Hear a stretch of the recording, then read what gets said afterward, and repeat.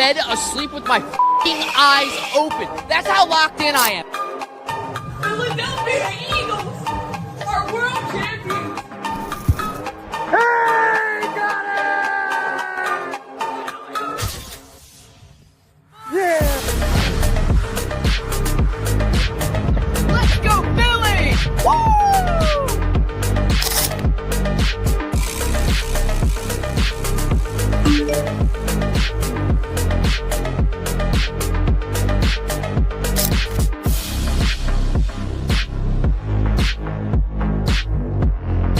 KJ and I out here.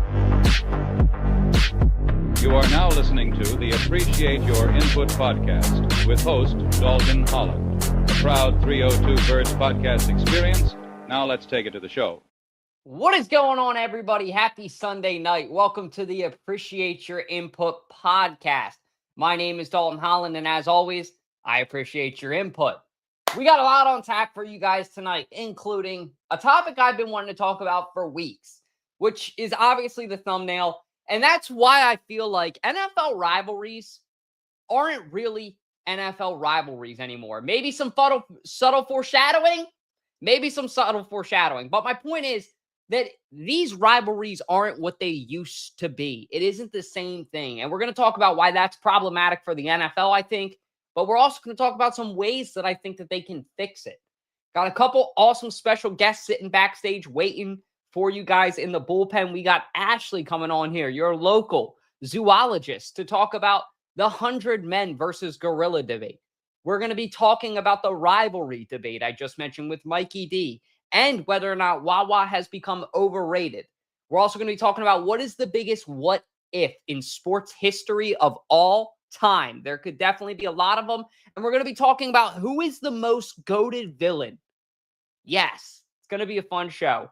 But let's go ahead and dive right into our first topic with, like I said, our local zoologist. And that's what the Wheel of Wonder is tonight.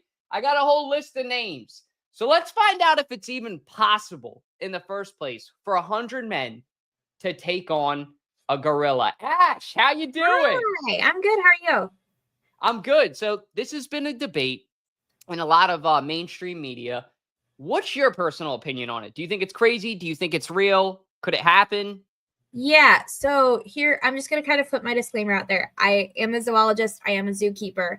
I have never worked with primates, nor do I have any desire to work with primates. And this debate definitely ties into why I have no desire to work with primates. However, I have worked at facilities that have primates and have been surrounded by primate keepers and still get to go and see the primates pretty much every day. So specifically, when we're talking about gorilla, I'm going to break down some of your scientific stats of a gorilla.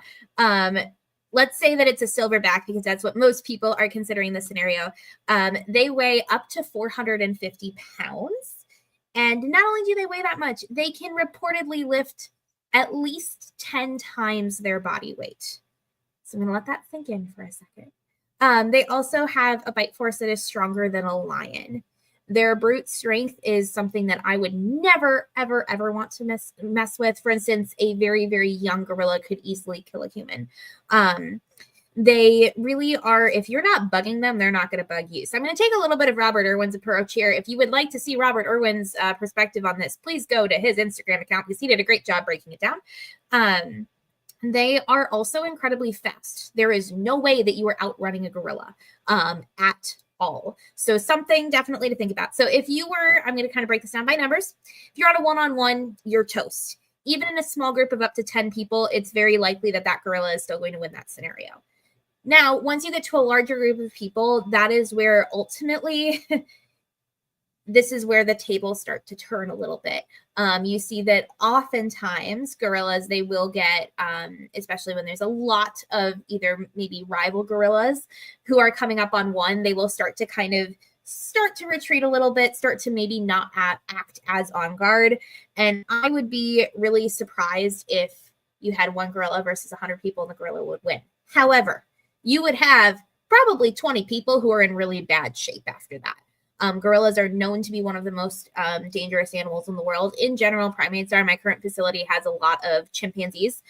They actually have one of the largest populations of primates in an accredited facility in the world.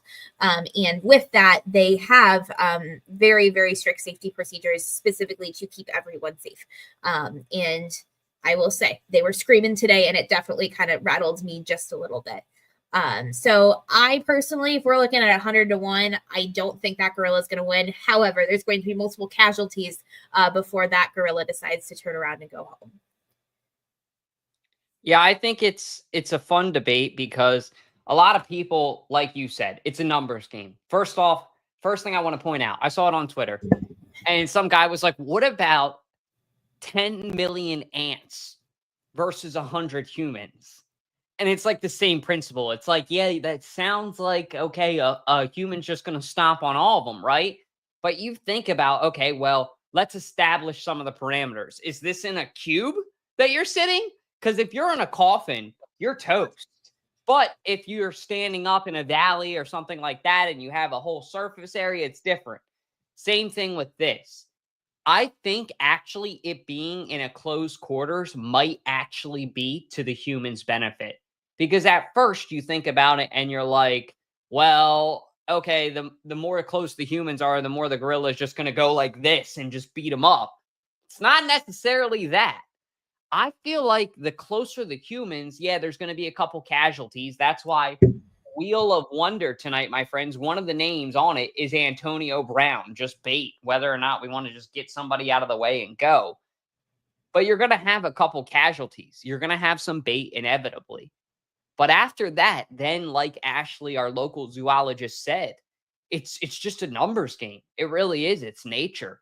People forget humans used to literally hunt woolly mammoths in packs. So like we are a different breed. We're very good at using our brains. We're very good at using our intellect and stuff like that. So all in all, I mean, everybody's just sharp. But I just really think that the 100 versus the gorilla debate is a fun one to have.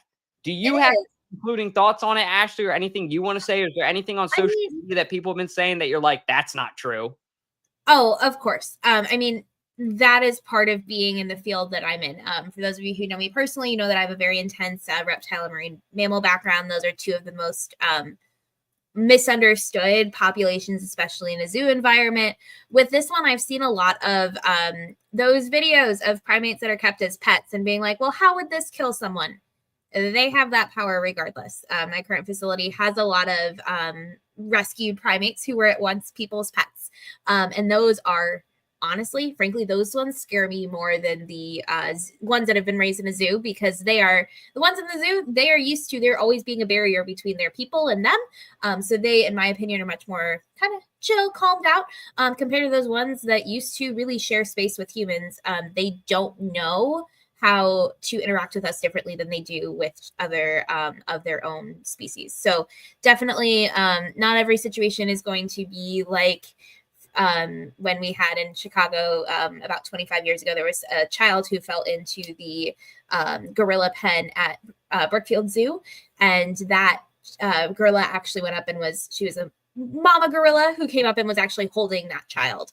That is not the norm. That was a very experienced, that was a well-raised gorilla, but unfortunately that does not happen everywhere. So yeah. And again, they're so dangerous. That's one of the main reasons why I never want to work with them. Give me a 12-foot snake or pretty much any other animal any day of the week over a primate. Yeah, it's like you said, with great power comes great responsibility. I think some of these primates are so big that people often forget how dangerous they are. But Ashley, I really appreciate you joining us, giving your expertise. Hope you have a great night. You too. Bye. All right. Take care. All right, guys. Now I had to bring on a rival. Ashley's my friend, but now we had to shake it up a little bit because we can't always be so nice in this world. Right, Mikey D? What do you think? Oh, not at all. I mean, I wish we were all nice to each other, but unfortunately, there's some people who can't be, who just refuse to be, and I just think everyone should be kind in this world. And also, I think that whole debate is stupid, if you ask me. Well, it is what it is. But NFL rivals, they used to be a thing. What the hell happened to NFL rivals, man? Back in the day, when the Eagles played the Cowboys, it wasn't just a game. This was war. Same with Ravens and Steelers. Now these guys are hugging before kickoff. They're swapping jerseys. They're going on each other's podcasts, talking shit about their teammates. It's really frustrating, and it's just not the same thing. Where is the fire, guys? Where's the pride? Back when Malcolm Jenkins was here, you felt every hit. Him versus Dez Bryant, that was a real thing. Get your popcorn ready. Same thing with Odell Beckham and Josh Norman, or if you want to talk about Mike Evans and Marshawn Lattimore. In my opinion, Mikey D, I will say that I think the NFL should take a page actually out of the WWE's playbook. I think the more entertaining they get, the better, because the product that they have right now, this is not okay.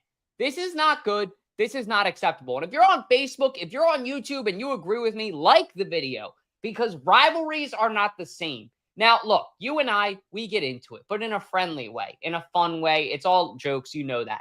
But in the NFL, it shouldn't be that way. And I feel like they're not even joking. They're all more friendly now. And in sports, it's okay to have respect. It's okay to have sportsmanship. But ball busting, my friend, is one of the best parts of sports. And I feel like now, in the current leagues, everybody's too buddy-buddy. What do you think? About your WWE point, let me just start off with that. A lot of people I know are basically saying that the NFL is WWE on grass, but not in a good way. What they mean by WWE on grass means it's scripted. Yep. But we were texting each other about it today, about like bring back rivals. I'm like, what the hell are you even talking about? There's rivals. There's rivalries still there. But now that you mention all these points, I kind of agree. And plus, it's not just the rivalries that have become this way. It's the entire league of the NFL. Like, do you notice how they just throw flags for like no reason? They just throw flags just whenever they feel like, roughing the passer. I'm having a brain fart right now. What are some other ones? Intentional grounding, offsides for like stupid reasons. But I mean, I agree with you. Like, the NFL is not what it used to be. It definitely isn't. And I mean, back in the day, like, these players were hitting each other, like, hard, really hard. That's football. Now, whenever you hit someone, there's a flag. Roughing the passer, roughing the receiver, roughing the running back. Ah, shit! Did I just give Roger Goodell ideas? I think I just did. Don't watch this video, Goodell. I hear you, but I'm with you, Mike. I mean, it's not the same thing. Even, when we were in New York, I thought that there would be more animosity towards Saquon. There certainly was. There was jerseys being burnt. There was people with literally turncoat on the back of their jersey that we saw. So we had seen, like, that was good, I think. That's good thing. That's good for sports. But as far as rivalries go, I mean, even in my opinion, man, the Eagles, Cowboys, the Ravens, Steelers, those rivalries aren't the same rivalries that they used to be throughout NFL history. They're great, but they aren't what they used to be. Yeah, I mean, like, the list can go on of rivalries that I actually have, like, the list of the NFL teams in front of me. But, like, look at all the rivalries there used to be. You have the Cowboys and the Eagles, like you mentioned. You have the Ravens and the Steelers. Bears-Packers, the most historic rivalry in the National Football League.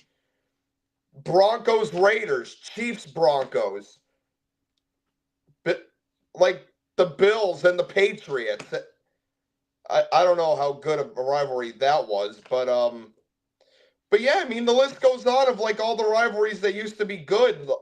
Like you had Colts Patriots, you had the 49ers against like the Cardinals and the Rams, and then you had the AFC West, like I just mentioned, and even the NFC South. Like you had rivalries there, but of course, like in the AFC South, you have a lot of teams that are newer. But yeah, I mean, like there's so many different rivalries.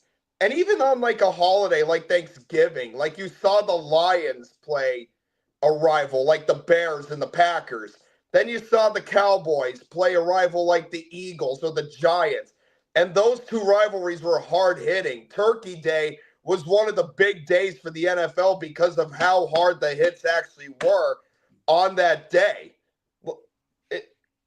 I agree with you 100%. Now it's like, oh, we're jersey swapping, we're talking shit about our teammates. It's ridiculous what rivals have become, but like the list goes on of different rivalries throughout the history of the National Football League. I mean now like you account in like primetime games, streaming, holidays. We'll actually find all this out on Wednesday, but during the NFL schedule release. But I'm like, oh boy, looking at the schedule now, how are they going to fuck it up this year?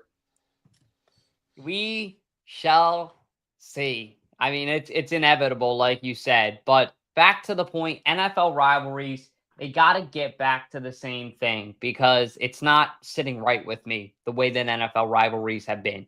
Just something I wanted to bring up. Thought it would definitely be a fun segment. But let's talk about another segment that we'll both have some expertise on. And this is something I've kind of wanted to talk about a little bit. I'll go ahead first and I'll let you take it after, Mike. Look, I love Wawa like anyone else. Philly, this area, Delaware, South Jersey, kids grew up on Wawa. But let's be honest, it's not the same Wawa we grew up with. And I don't mean just physically when you walk in, and that's okay. But back in the days, it was hoagies and coffee, maybe a soft pretzel, and maybe a tasty cake if you were feeling wild. But nowadays, it's completely different. You got the billboard that's like, we're doing pizza now. And when I saw that, I went, oh, shit. They have the fries. They have all these things. And some of it's not bad. Like their salads, their smoothies, I think they slap. But you can feel it. They've kind of lost that old school charm that they had. It felt like a family business when you walked in. And I'm not trying to say a slight at Wawa. It's still extremely solid. Still way better than Sheetz and their whole product. I mean, top to bottom. But I just think it's fair to say that Wawa isn't necessarily the same product it was before. And I think that goes to show when you're such a big business and when you become a big business, it becomes hard to manage that many people at once. Wawa certainly has some amazing employees, some amazing people. But I just think that overall, the direction they're heading to, it's not the same Wawa. And sometimes you just got to focus on the things that you're good at and keep doing that really well rather than trying to take over everything. Still the number one coffee, in my opinion. Still the number one hoagie, in my opinion. Would I ever get a pizza there? Hell no. Mikey D, what do you think? I mean, I, for one, am not from Philly. I am actually from the Scranton-Wilkes-Barre area. So basically here it's Sheetz territory. But I just had a Wawa that opened up in Wilkes-Barre, and now they're opening some other locations, I think in Dallas. And yes, Philly people, there actually is a town right by me called Dallas. But there's one opening there. There's one opening actually right by me in Wyoming or Exeter. I'm from Exeter. There's one opening there. There's another one opening in Wilkes-Barre, like right by the casino we have up there. But for me, though, it was always Sheetz. Where I am from is Sheetz territory. And all those things that you said that Wawa is doing, see, that's the thing. It took them a while, but they're trying to catch up to Sheetz. They're trying to catch up with... See, that's what originally made Sheetz better than Wawa, I think, was I looked at both menus and I'm like, okay, Sheetz has more products than Wawa does. It seems like Wawa mostly has like hoagies. but Sheetz has like hot dogs, hoagies, pizza, the whole 9 yards. Actually, there's this one thing my friends always get whenever we go to Sheetz. It's called the app sampler. There's like mozzarella sticks, onion rings, chicken nuggets in it. I think that there's a lot of stuff in it, but I think Wawa's trying to catch up to Sheetz. And when I say this is Sheetz territory, I really mean it's Sheetz territory, because in Wilkes-Barre alone, on the same stretch of road, mind you, there are 3 Sheetz on that stretch of road. On just one road. I'm like, really? Do you need that many Sheetz? And even when I was at Penn State and State College, there were so many Sheetz. There were tons of them. There was like a Sheetz on every street corner. It's like Starbucks. It's like a Starbucks on every street corner.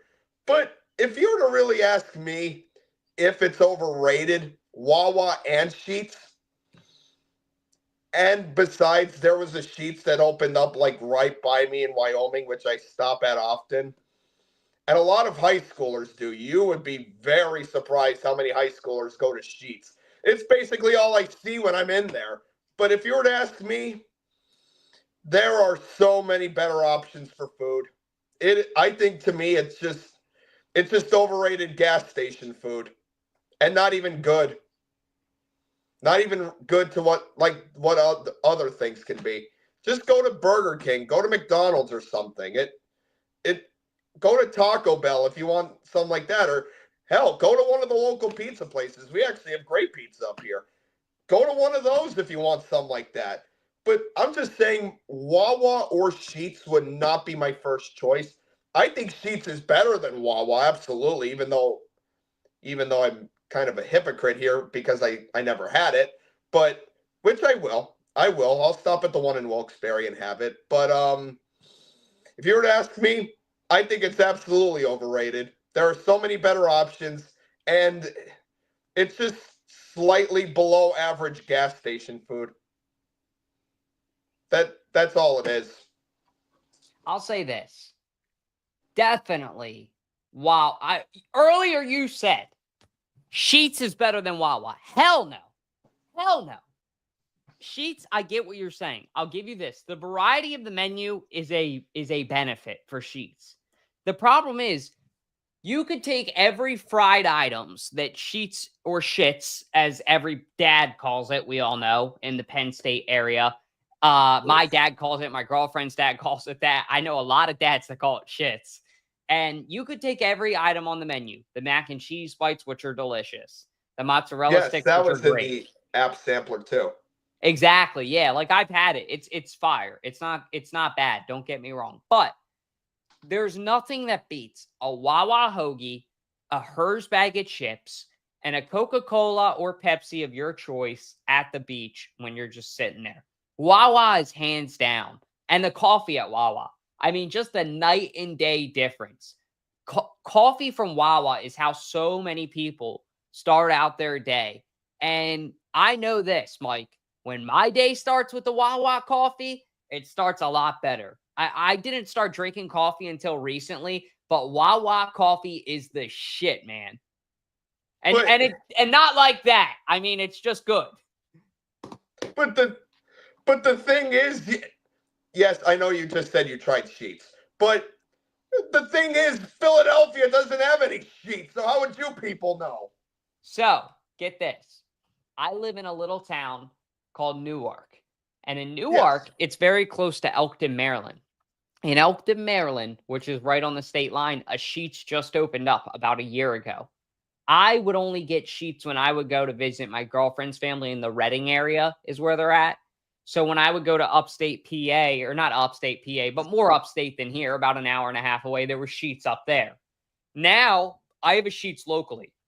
So anytime I want, I can get Sheetz. The problem is, guess what, Mike? I don't want it very much. You know what, Dalt?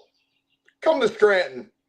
Come to Scranton. For some reason, Sheetz just hits different up here. I mean, Well, I will try the Sheetz in Scranton. You have my word on that. When I come to Scranton, I don't know when it will be, but it will be at some point. And when I do come up there, I'll have to try the sheets and take your word for it, because if Mikey D's telling me it must be good, it must be great.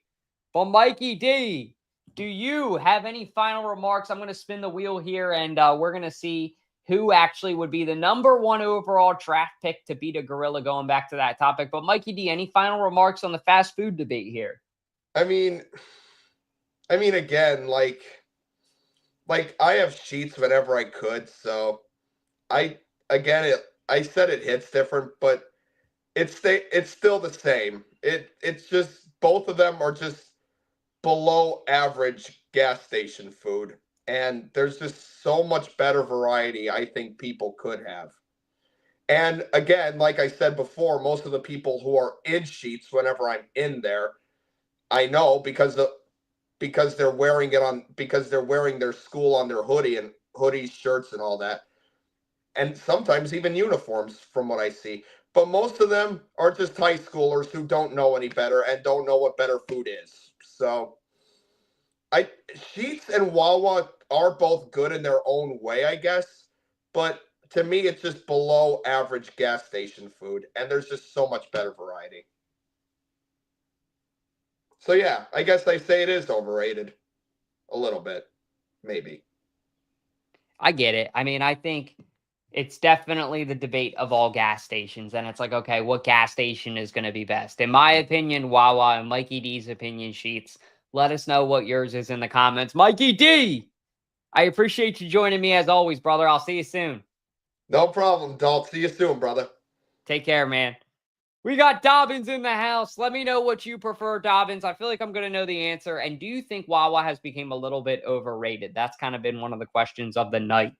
Another question, I got to give a shout out to my guy, Philly Shardy, for giving me this one. And as you guys can see, the number 1 overall draft pick appears to be Lawrence Taylor or David Goggins. I'm thinking that's Lawrence Taylor, though. So Lawrence Taylor would be the number 1 overall draft pick for the 100 people versus the gorilla debate and draft. Number 1 overall draft. Mark Henry was on there. That was my personal pick. But anyways, let's talk about the biggest what if in all of sports, right? What would have happened? What could have happened? What should have happened if something? And I know people are going to call me crazy for this, but to me, the biggest what if in all of sports is if the Falcons didn't blow the 28-3 lead and the Patriots did not win Super Bowl 51, I seriously think that changes everything for the Eagles, including the Eagles never lifting the Lombardi for the first time in 2018. Think about it. If Tom Brady loses that game, he's going to come out with a different vengeance in Super Bowl 52, kind of like a demon possessed. He's going to be a cold-blooded killer with that look in his eye. And I hate to say it, but he might spoil the Birds' options at Super Bowl 52. He almost did in the end of it. Obviously, our rush got home, but I think losing 2 Super Bowls in a row would be very difficult to see at a Tom Brady. That man plays with the vengeance, and I feel like the Eagles card shook out perfectly for Super Bowl 52. Because another what if? I'll tell you what. I said this for years, and now I'm going to actually say it on a podcast. If the Minneapolis Miracle did not happen, I will go out on a limb saying that the Philadelphia Eagles don't make the Super Bowl, let alone win it in 2018. Here's the reason why.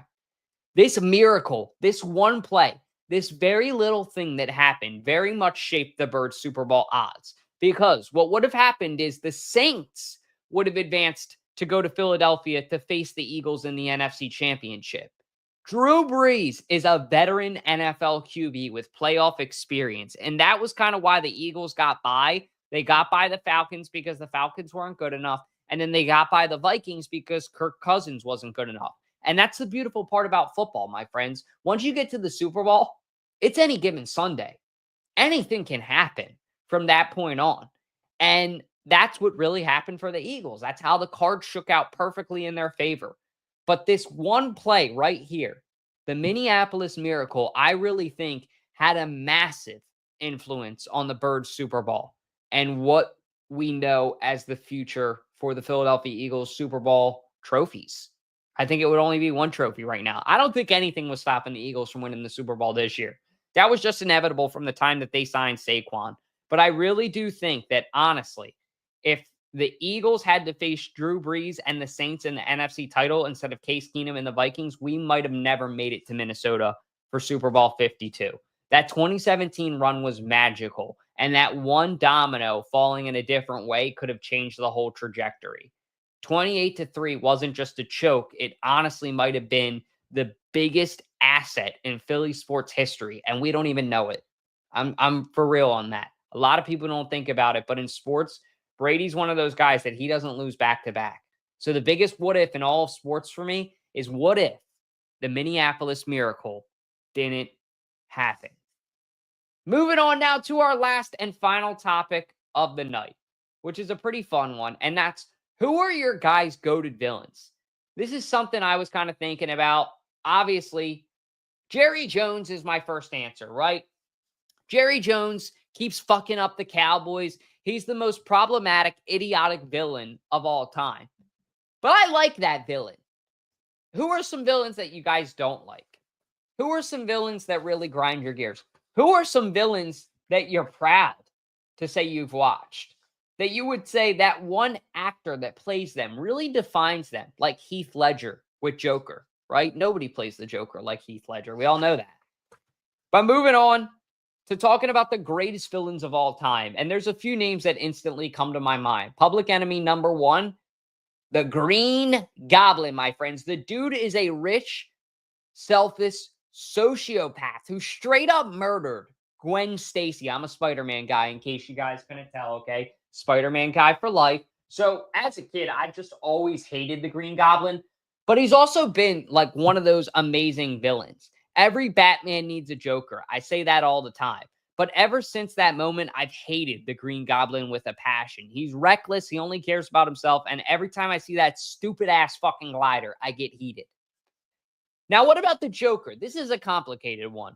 He's a little bit of an anti-hero. He's not just a villain. He's an icon. You don't root for him, but you respect him. Because like I said earlier, every Batman needs a Joker. He brings that unpredictable fire. He's kind of the biggest villain of my lifetime, I would say, even from a movie. He's iconic. When you think about a villain, you pretty much think about the Joker in your head. Let me know in the comments who you guys think about, but for me, it's by far the Joker, Heath Ledger version. And last but not least, Jerry Jones, the puppet master of the Cowboys circus. This man hasn't been the best thing to happen to the Eagles this man has been, he has been the best thing to happen to the Eagles in the past 20 years by just continuing to meddle and destroy his own franchise. But that smug face, that fake cowboy hat, and that dementia spiral, that's villainy in real time. For Philadelphia, he's a hero. For Cowboys fans, well, he's a villain. Let me know in the comments, though, who were some of your guys' greatest villains of all time. Pretty fun debate tonight. Just something I kind of wanted to bring out. A little bit shorter of a show. It's Mother's Day, so been running around doing a couple things. Happy Mother's Day to all your mothers. Please go spend some time with them, hang out with them.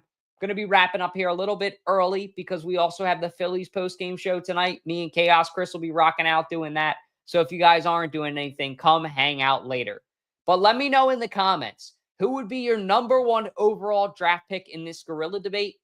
Is Wawa overrated? What's your biggest what if in all of sports? And who is your goated villain? As always, my name is Dalton Holland, and I appreciate your input. Have a good weekend, guys. Let's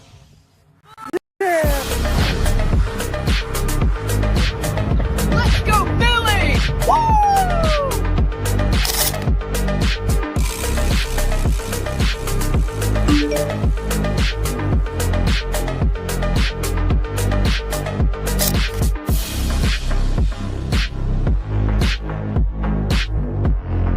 KJ and I out here. You are now listening to the Appreciate